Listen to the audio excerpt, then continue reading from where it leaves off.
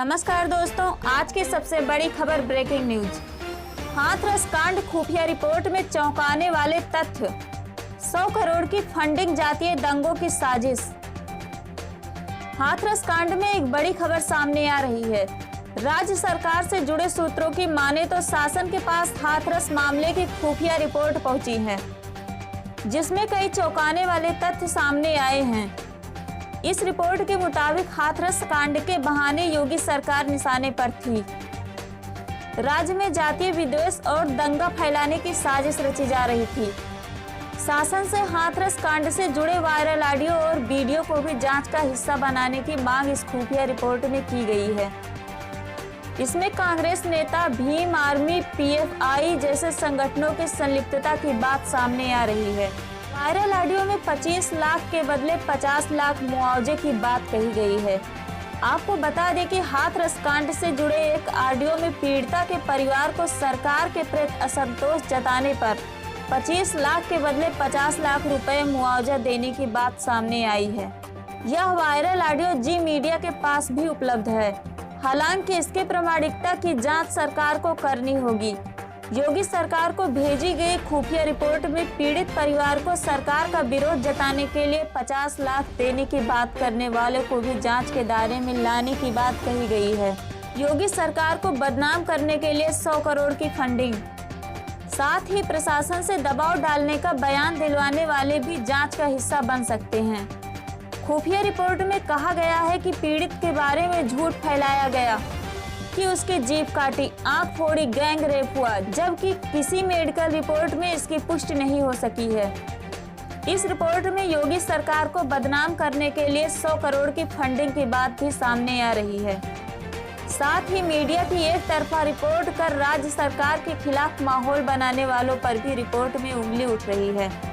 पीड़ित परिवार के नार्को टेस्ट व पॉलीग्राफ टेस्ट और सीबीआई जांच से मना करने पर रिपोर्ट में सवाल उठाए गए हैं। रिपोर्ट में कहा गया है कि आरोपी पक्ष हर तरफ से जांच के लिए तैयार है।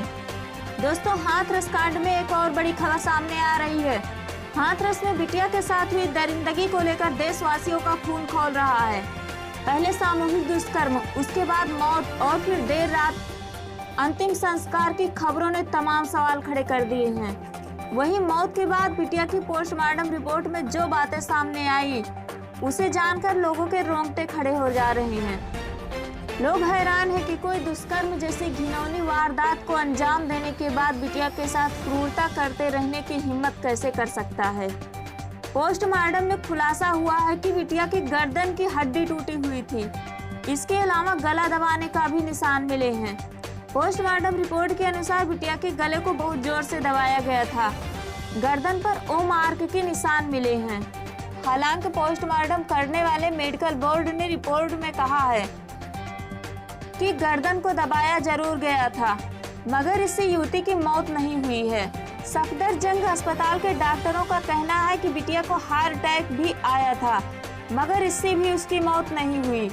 रिपोर्ट में कहा गया कि युवती की गर्दन के साथ शरीर में कई जगह फ्रैक्चर थे। स्पाइन को गर्दन से जोड़ने वाली हड्डी में फ्रैक्चर होने की बात कही गई है। डॉक्टरों ने रिपोर्ट में दुष्कर्म के बारे में जिक्र नहीं किया है। अमर उजाला ने गुरुवार को इस बात को प्रकाशित किया था कि 15 दिन से ज्यादा होने पर दुष्कर्म की पुष्टि करना बहुत ही मुश्किल होता है। सफदरजंग अस्पताल के डॉक्टरों का कहना है कि युवती का बिसरा नाखूनों के लिए गैस सैंपल व विजाइनल स्वैब को सुरक्षित रखा गया है। स्वैब में अगर किसी तरह के नमूने पाए जाते हैं तो उसे डीएनए जांच के लिए भेज दिया जाता है। उसके बाद दुष्कर्म आदि की पुष्टि होती है। डॉक्टरों ने यह भी कहा है कि बिसरा जांच से ये बातें स्पष्ट हो पाएंगी। तो दोस्तों, चलते हैं आगे, फिर मिलेंगे नई जानकारी के साथ। जय हिंद, जय भारत।